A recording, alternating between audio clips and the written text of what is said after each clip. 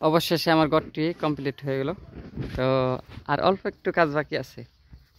অল্প একটু কাজ বাকি হলো, তা হলো যে দরজায় লাগাইতে হইব, কিন্তু ফ্লোর বাকি আছে আপাতত। কালকে শেষ হয়েছে। এগুলো হলো পানি। আর এই হলো একটা রুম হইব ছোট, এটা হলো বড় রুম, আর এটা হলো আরেক ছোট রুম।